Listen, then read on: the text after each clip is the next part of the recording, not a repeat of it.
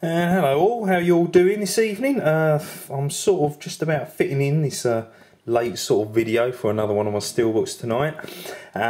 So what have we got tonight? We've got the Wolfman. I have to say I'm not one of the very biggest sort of fans of this film, but this has a really arty looking steelbook if you can see it from now, and that's the only reason why I bought this. This is probably one of the cheapest steelbooks that you can buy, and also one of the steelbooks that's been in the shops for such a long time since its release date, and you can still go in there and buy it yourself. And it only goes for as little as £10, so it's a bit of a steal, this one, really, in a way.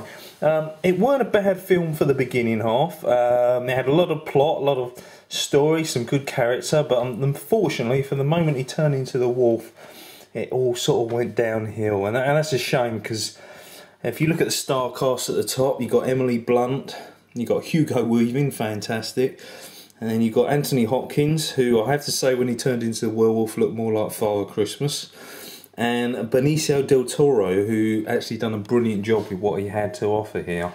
But the reason why I'm reviewing it, and the reason why I bought it, is because, as you can see from now, it's a really classy looking steelbook. If I zoom in, you can see the detail. This is the back of someone's hand holding the Wolfbane's cane, as you can see, which has got a wolf on the front of it as well. Look at that, look at the detail on that. Isn't that fantastic? And it's sort of the light shining down, or the moonlight shining down to the back of his hands as well. Isn't that really stylish? That's the reason why, guys. That's why this one had to be done. It's got the silver, universal and Blu-ray at the bottom. It's nice that whatever the writing colour is, they sort of keep these Blu-ray tags sort of the same colour as them. It's got the rating symbol, and at the top, and this is in a nice silver colour, is obviously the cast names and the Wolfman itself. So it's really nice looking, actually. You know, it's a shame that the film wasn't the best, and I did say that I wouldn't buy any film just for the sake of it being a steelbook. But you've got to make that odd change now and again. I mean, I refused to buy the Green Lantern and Captain America because I thought they were such poor films. Funny enough, Captain America's got Hugo Weaving as well. But this one, I'll do it this once. I'll buy a film that I don't think's that great, but the steelbook is absolutely classy, so it had to be done. So let's turn it around. Here's the back. It's no artwork, unfortunately. It's just your usual specs. You do have a few pictures in the back. This is a really nice one. It's a shame this wasn't blown up and big, actually. It's night time when they're chasing the werewolf. You can see them all with their torches. See the face on that chap there, and they're all going along searching.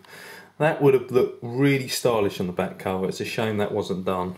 To the left, you've got Anthony Hopkins. There we are, Father Christmas in this. He's got such a big belly. Emily Blunt and Benicio del Toro. Scary as hell. 4-star. I'm not sure about that. Zoo. It says it all, really. Zoo magazine. Funny place for the barcode as well, right at the top there. It would have been better down there where there's a big gap. But that's me sort of reviewing all these steelbooks now, starting to notice all the traits and cock-ups that come along the way. So you've got your usual gubbins and features on there, and bonus material also, including deleted scenes. Some of them not too bad, would have made the film a bit better, maybe, yeah. But they didn't, so sadly that was that. If we go over to the binder, stylish again, it's that black and silvers, or golds and blacks, look really good, and nice silver, the Wolfman in the middle there. Just your usual stuff at the bottom and the top.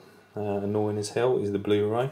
That looks like a picture, but it's actually a smudge mark. I'll have to get rid of that. So there you go. Unfortunately, inside as well, we got nothing. We got a naked steelbook, so I can't really tell you anything about that. That's a shame. There's so much you could do in terms of artwork with the Wolfman, and they seem to have missed the boat on this one, on the back cover and in the middle. So that's a shame, but thank goodness for an absolutely stunning front cover to it, really. That really says it all. Now this disc is in two versions. There is an unrated version, which has got more gore in it, and there is the normal theatrical version. Now I watched the theatrical version in the cinema, and I watched a bit of the unrated version at home, and I can't actually tell where the differences are. So if you've seen this film and you can tell me where the extras that have been put into this film are, I'd love to know by what minute section, what type of scene it is. Really would like to know that, so drop me a line on that, guys. Anyway, let's switch over. Let's turn the lights off a bit so you can actually see for yourself. There we are. There's the options of the 2 ratings. We're going to go for the unrated version, and with any luck we'll have the screen up. I mean, they were talking about redoing this Wolfman again, but I think it's a bit too soon to do it again after just bringing this one out so recently. Menu is really nice, as you can see from here. So you've always got that universal thing. I wish they would change that. It looks so boring on the left with the scene selections and all the other interests, rather than a nice stylish one. But if you look to the right, then you see a lot of CGI. There's that sort of cane that was on the front cover of the Steelbook. There's a whole load of cars. Let's zoom in a bit, you can see it a bit better here. And the moonlight, all the special words of the vampire words. There's the moon and the clouds going across it. It's lots of sort of not clips from the film, but sort of scenes that you would expect in a title of a beginning of a film, and it looks really good for it. And at the bottom it says the Wolfman with unrated version or theatrical version as well. So what we'll do without further ado, let's pick up a scene and let's go to it, shall we? Let's zoom out a bit so you can see it.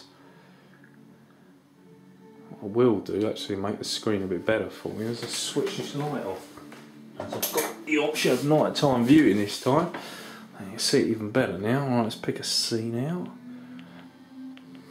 See, there